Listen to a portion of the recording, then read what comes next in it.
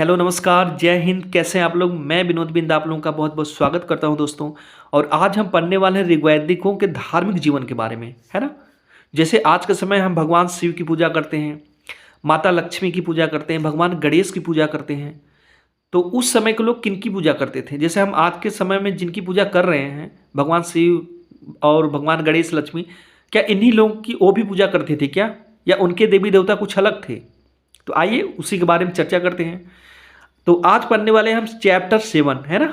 और ऋग्वैदिकों के धार्मिक जीवन के बारे में जानेंगे। देखिए, सभी देवता प्राकृतिक शक्ति से संबंधित थे।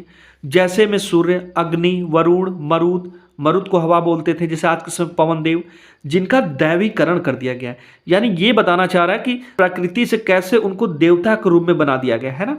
देखिए, उस समय के जो ऋग्वैदिक आर्य थे वो कबीलाई थे। पशु चारण के लिए एक जगह से दूसरी जगह उनको जाना पड़ता था, है ना, जंगल झाड़ियों से हो करके। ये लोग प्रकृति से काफी जुड़े थे। इसी वजह से इनके जो देवी देवता भी है ना, तो ये भी प्राकृतिक शक्ति से ही संबंधित थे, है ना। जैसे मैंने बताया ना कि एक स्थान से दूसरी जगह इनको जाना पड़ता था पशु चारण के लिए, तो ये जंगल झाड़ी से हो करके जाते थे। तो जैसे आप सूर्य हमेशा दिखाई देते हैं, ठीक है, और अग्नि है, मरुत है यानी हवा, पवन देव हैं। तो ये चीज़ें कहीं ना कहीं ये प्राकृतिक वाली चीज़ें हैं। इसकी वजह से ये लोग काफ़ी कनेक्ट कर पाए इनसे, ठीक है। देखिए, यास्क नामक एक विद्वान थे। इन्होंने निरुक्त निरुक्त नामक एक ग्रंथ की रचना की, है ना।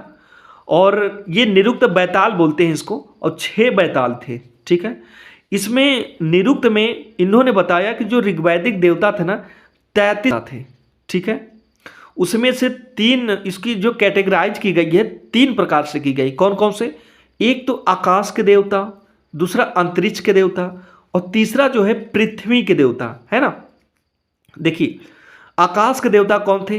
ये धौ थे, ये धौ थे, ठीक है। धौ या द्यौस, ये सबसे प्राचीन देवता है ना। सबसे पुराने देवता जो हैं ये धौ ही थे।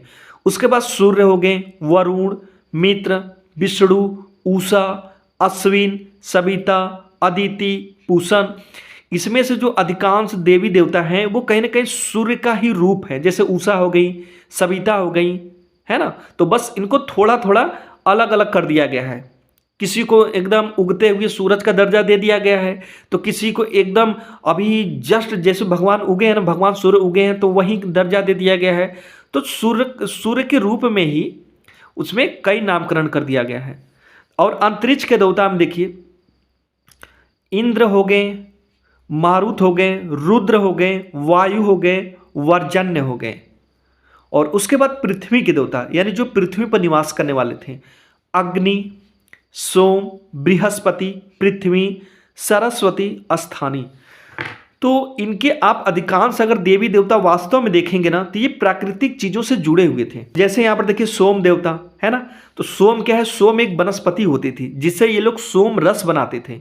हिमालय पे एक चोटी थी मुझवंत, वहां से सोम नामक एक वनस्पति तोड़ के लाते थे और उसी से सोम रस ये लोग बनाते थे, ठीक है। तो आप यहां पर देख सकते हैं कि काफी इनका जो है प्रकृति से मिले जुले देवी देवता मिल रहे हैं यहाँ पर। तो रीजन क्या है, रीजन यही है कि ये लोग प्रकृति में काफी घूमते फिरते थे, है ना। तो इसकी वजह से ये चीजें ज्यादा इनको कनेक्ट कर पाई। अब आइए देखते हैं एक एक देवी देवता के बारे में पढ़ेंगे। पहले इंद्र देवता के बारे में देख लेते हैं, ठीक है। देखिए, ऋग्वैदिक आर्यों के जो सबसे महत्वपूर्ण देवता थे वह इंद्र देवता ही थे, है ना। सबसे महत्वपूर्ण देवता थे। इनको युद्ध के देवता बोला जाता था।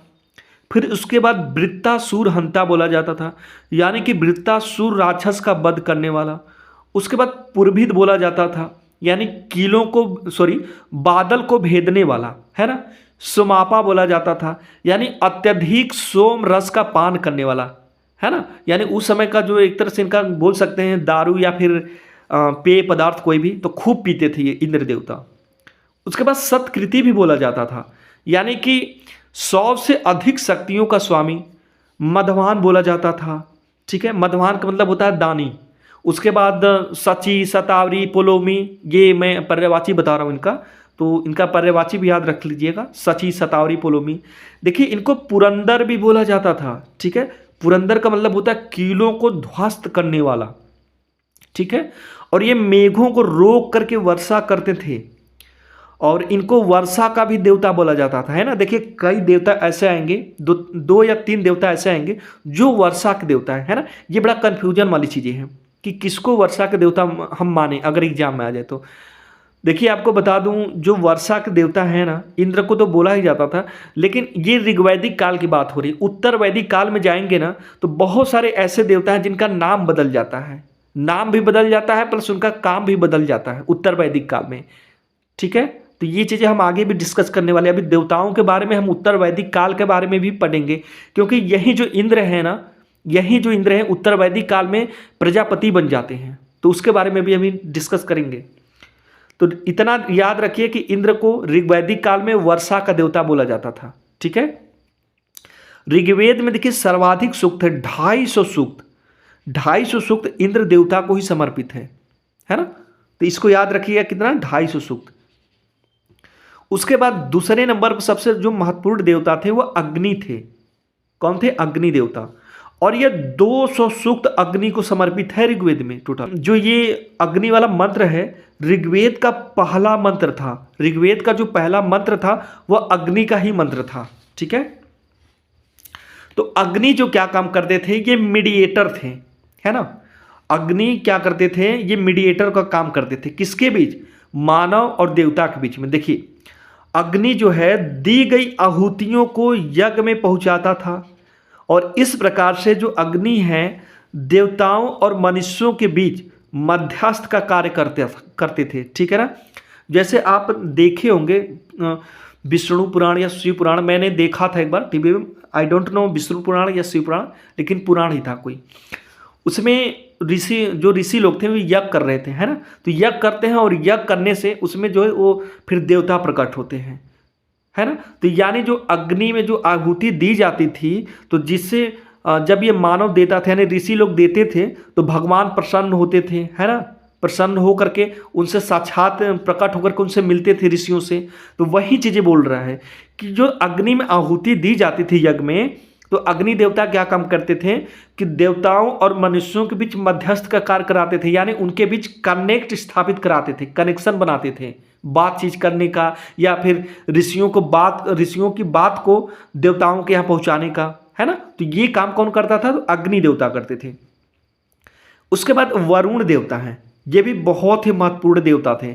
इनको नैतिक नियमों का संरक्षक बोला गया, यानी कि एक तरफ से है ना कि नियमों का पालन कराने वाला, कानून मंत्री बोल सकते हैं उनको, ठीक है। नैतिक नियमों का संरक्षण, और जो नियम नहीं मानता था उसको दंड भी देते थे, है ना। नियमों का उल्लंघन करने पर ये दंड देते थे, ठीक है। और नियमों का जब संरक्षक है, नियमों का पालन करवाते थे, तो सिंपल सी बात है कि प्राकृतिक संतुलन के संरक्षक थे, यानी कि नियम का पालन करवाते थे, है ना। वही चीजें होगी, प्राकृतिक संतुलन के संरक्षक, ठीक है। इनको ऋतस्थ गोपा बोला जाता था। क्या बोला जाता था? ऋतस्थ गोपा, ठीक है। और ऋतुओं का यानी मौसम का भी नियंत्रण करते थे, जैसे ग्रीष्मकाल, शीतकाल, वर्षा काल। तो ध्यान रखिएगा, वरुण देवता नैतिक नियमों के संरक्षक थे, यानी नियम कानून को मनवाते थे, जो नहीं मानता था नियम को उसको दंड देते थे। और सबसे दूसरा महत्वपूर्ण काम कि ये मौसम को नियंत्रित करते थे, है ना। ध्यान रखिएगा। देखिए आर्य जो है मध्य एशिया से भारत आए, तो एक शाखा सप्त सिंधु प्रदेश आई, है ना। सप्त सिंधु प्रदेश का मतलब कि सिंधु नदी के आसपास का क्षेत्र, जो सातों नदियों का क्षेत्र था, यानी भारत। और जो दूसरी शाखा है वह ईरान चली गई। तो उसी समय सप्त सिंधु प्रदेश में ऋग्वेद की रचना हुई, यानी भारत में, ठीक है। और उसके बाद उसी समय के आसपास ईरान में जैन अवेस्ता की रचना हुई, ठीक है। बस फर्क इतना है दोस्तों कि हमारे सप्त सिंधु प्रदेश में यानी भारत में ऋग्वेद की रचना हो चुकी थी, इसी वजह से दुनिया का सबसे पुराना ग्रंथ है, ठीक है। और उसके बाद यानी उसी के आसपास हम कह सकते हैं 10 साल, 20 साल, 25 साल, 50 साल के आसपास जैन अवेस्ता की रचना हुई ईरान में, ठीक है। और दोनों ग्रंथों में एक देवता का नाम है अरुण। तो ये जो अरुण देवता है, ये दोनों ग्रंथों में इनका वर्णन है, ठीक है। ध्यान रखिएगा। और जैन अवेस्ता में जो अरुण को है ना अहूर मजदा कहा गया है। क्या बोला गया है? अहूर मजदा। और देखिए यहाँ पर जैन अवस्था में एक देवता थे नासत्य, है ना। नासत्य जो थे वो चिकित्सा के देवता थे। और हमारे यहाँ जो ऋग्वैदिक काल में चिकित्सा के देवता कौन थे? अश्विन थे। अब दूसरा देख लीजिए, सोम देवता, ये वनस्पतियों के देवता थे, है ना, वनस्पतियों के देवता। और 9वां मंडल सोम देवता को पूरी तरह समर्पित है। देखिए ऋग्वेद में 10 मंडल हैं, जिसमें कि 2 से लेकर के 7 मंडल वो काफ़ी पुराने हैं, और 1 मंडल, 8 मंडल, 9 मंडल, 10 मंडल ये नए मंडल हैं, ठीक है, जिनमें कि 10वां जो मंडल ये सबसे नया है, ठीक है। तो ध्यान रखिएगा, सोम देवता जो है, सोम देवता को ये 9वां मंडल पूरी तरह से समर्पित है। हिमालय में एक चोटी है मुझवन, तो वहाँ से सोम वनस्पति ला करके उससे सोम रस बनाया करते थे, खूब पीते थे, ठीक है, ध्यान रखिएगा। और एक सूरा नामक एक पेय पदार्थ था, उसकी ये लोग निंदा करते थे और सोम को अच्छा बताते थे। उसके बाद अश्विन है, ठीक है, ये आर्यों के चिकित्सक थे, ठीक है, ये डॉक्टर साहब थे उस समय के, यानी देवता में। उसके बाद धौव है, ये सबसे प्राचीन देवता थे, यानी सबसे पुराने देवता। उसके बाद सूर्य देवता, देखिए विश्व के संरक्षक थे, ठीक है, और इनको तेज दौड़ते घोड़े के रूप में प्रदर्शित किया गया।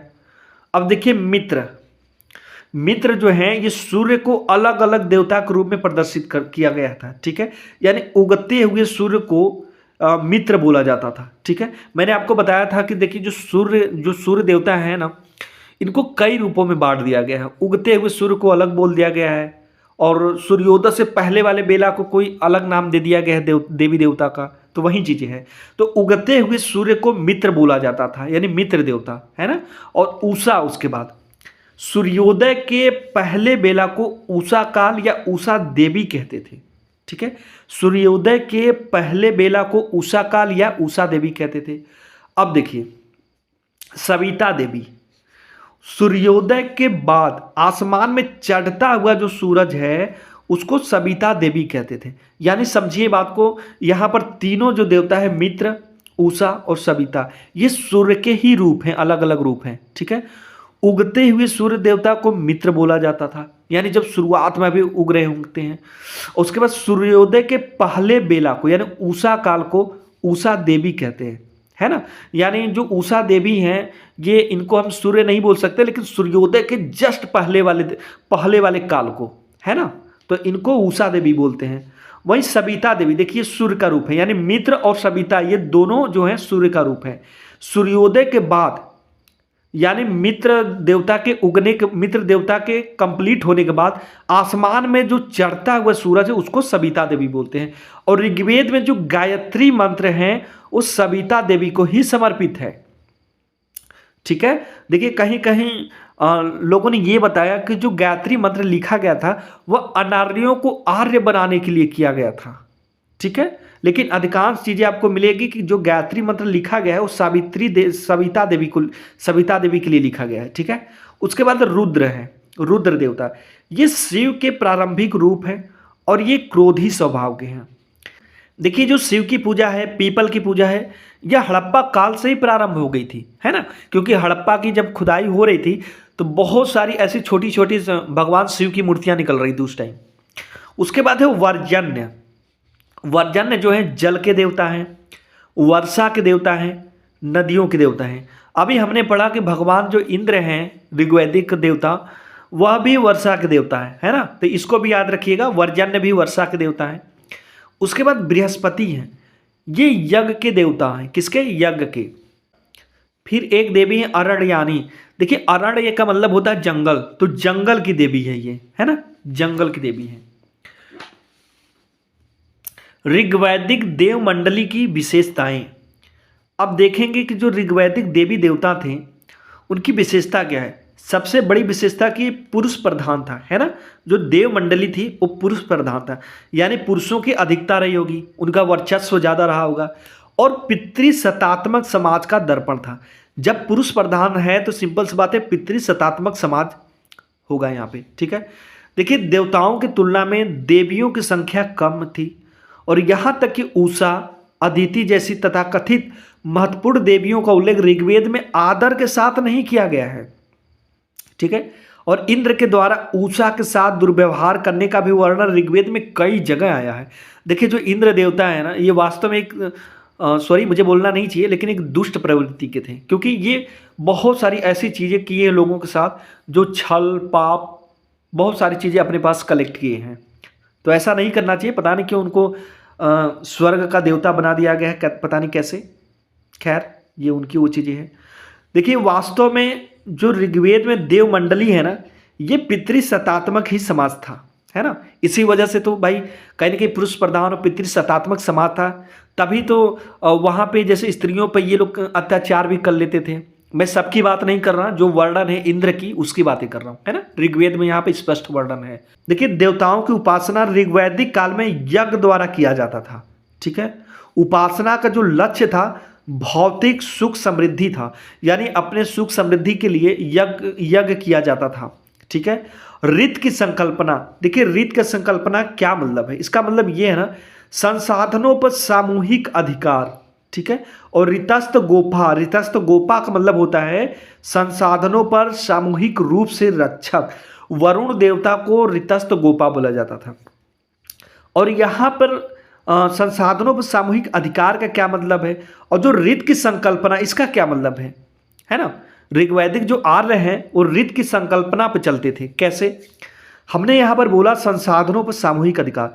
देखिए उस समय ऋग्वैदिक आर्य ये लोग क्या करते थे, कबीले में रहते थे, एक साथ एकजुट रहते थे। कहीं भी पशुचारण के लिए अगर उनको जाना होता तो एक साथ जाते थे, ठीक है। सारे पशुओं को लेकर के, कबीले के सारे पशु को लेकर के अपना निकल पड़ते थे पशुचारण के लिए। उस समय क्या था कि इन जमीन का कोई ज़्यादा महत्व नहीं था, कृषि करते थे नहीं, इसलिए इनको जमीन की कोई वैल्यू समझ में आती नहीं थी।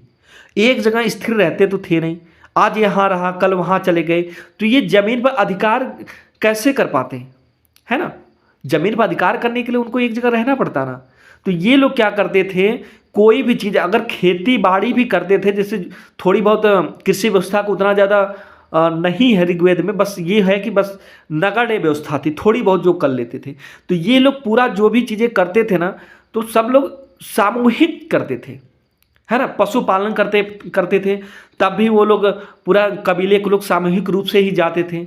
अगर कृषि भी करते थे थोड़ी बहुत, तो पूरे लोग सामूहिक, मतलब सामूहिक अधिकार था उस कृषि पर भी, है ना। सारे लोग मिलजुल के करते थे। अपनी निजी चीज़ें, कोई ऐसा निजी नाम का कोई चीज़ था ही नहीं कि कबीले से मैं हट करके ये ज़मीन मेरी है, ये ज़मीन मेरी, ऐसा कुछ नहीं था। अगर किसी ज़मीन पर खेती भी करना होता था तो ये लोग उसको सामूहिक समझते थे। तो यही कहने का मतलब कि संसाधनों पर जो था उनका सामूहिक अधिकार था। तो ये चैप्टर समाप्त हो गया दोस्तों, ठीक है। मस्त मन लगा करके पढ़ाई करिए और इसी पे वीडियो स्टॉप किया जाता है। ध्यान रखिएगा अपना। धन्यवाद।